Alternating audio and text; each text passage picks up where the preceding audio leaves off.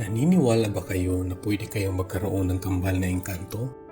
Sa episode na ito ay pag-usapan natin ang kwento kung saan ang isang tao ay may kambal na engkanto.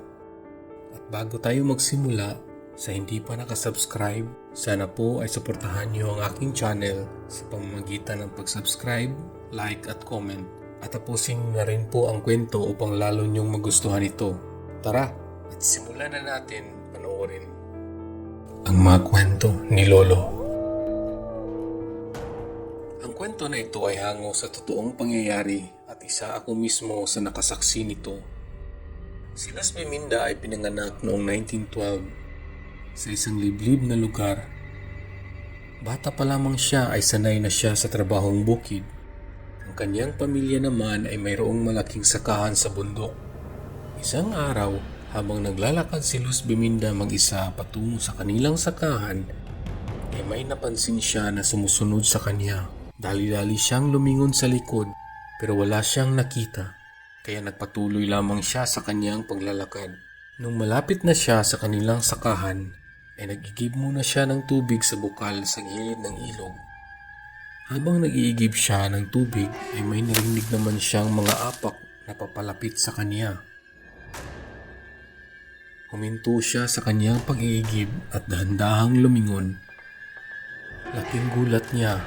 Tumayo ang kanyang mga balahibo nang makita niya ang isang kabayo na nakatingin sa kanya na para bang gustong makipagkaibigan. Hindi alam ni Luz Biminda ang kanyang gagawin. Kaya sumigaw siya ng tulong pagkat nasasakahan lang ang kanyang mga magulang. Dali-dali namang tumakbo ang kabayo papalayo. Pagdating ng kanyang itay, ay tinanong siya kung anong nangyari at sinabi ni Luz Biminda na merong isang kabayo na biglang lumapit sa kanya. Nagtaka ang kanyang itay sapagkat wala namang kabayo sa kanilang lugar at wala ring mga bakas na mga paa nito.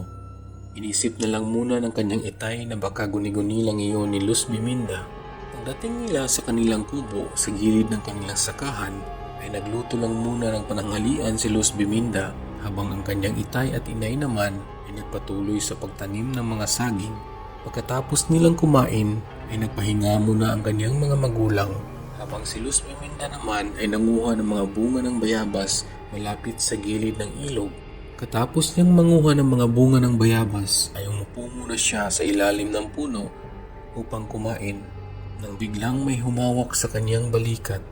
Naramdaman niyang bumigat ang kanyang katawan at nawalan siya ng malay.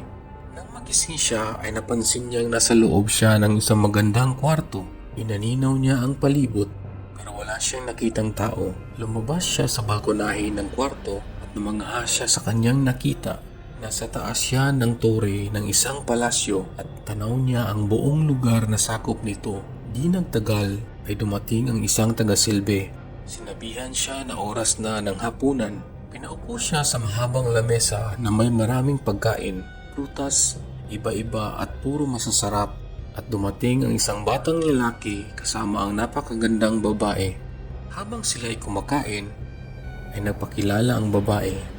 Siya ang ina ng batang lalaki na nagdala sa kanya sa kanilang palasyo. At sinabi rin ng babae na ang anak niya at si Luz Biminda ay sabay pinanganak. Kaya silang dalawa ay naging magkakambal. Pagkatapos nun, nagtaka si Luz Biminda pagkat puro matabang ang kanilang pagkain. Kaya tinanong niya ang babae kung meron ba silang asin. Sa oras na iyon ay biglang humangin ng malakas. Tinangay lahat ng pagkain. Nawalan siya ng malay. Pagising niya, nasa taas na siya ng isang malaking puno. Sigaw siya ng sigaw ng tulong at buti na lang merong dumaan na tao at tinulungan siya makababa. Pagka-uwi niya sa kanilang bahay ay doon pa niya nalaman na 5 araw na pala siyang hinahanap ng kanyang mga magulang at mga kapitbahay at doon niya ikinento ang mga nangyari. Halos araw-araw niyang nakikita ang kabayo na para bang nakabantay sa kanya. Siya lamang ang nakakita nito. Pinabayaan lang niya pagkat wala naman itong ginawang masama. Paglipas ng maraming taon, dumating na si Luz Biminda sa huling sandali ng kanyang buhay.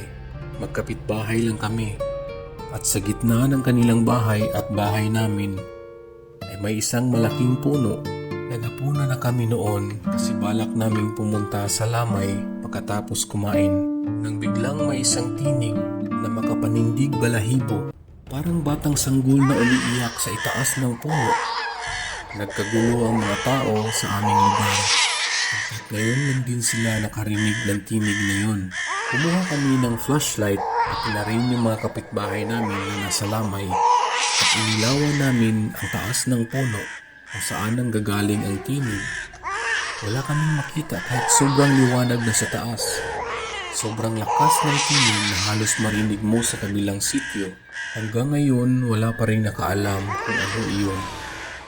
Hanggang sa araw na ito habang sinusunod ko ay tumatayo pa rin ang aking mga balahibo kung maalala ko ang gabing iyon. Ang gabi namin narinig ang tinig niya na parang iyak ng sanggol na sobrang lungkot. Kinaumagahan ay nawala na ang kanyang tinig at bumalik naman sa gabi hanggang natapos ang Lamay. Sa loob ng 1 linggo ay nandoon pa rin siya umiiyak sa taas ng puno. Pagkatapos malibing sa Luz Biminda ay narinig pa rin namin ang tinig niya pero nasa malayo na siya hanggang sa loob ng 2 linggo. Para bang nakiramay at nagluksa din siya sa pagkamatay ng kanyang kambal. Katapos noon ay tuluyan nang nawala ang tinig. Doon na bumabalik ang usap-usapan sa aming lugar na ang elemento na iyon ay ang kambal ni Luz Biminda. Sana po ay nagustuhan nyo at tinapos nyo ang aking kwento tungkol kay Luz Biminda at ang kambal niyang engkanto. Meron pa po akong maraming kwento na i-upload. Sana po ay suportahan niyo ang aking channel pamamagitan ng pag-subscribe, like at comment. Malaking tulong na po iyon para makapagpatuloy ako sa paggawa ng mga video. Salamat po at magkikita naman ulit tayo sa susunod na episode ng mga kwento ni Lolo.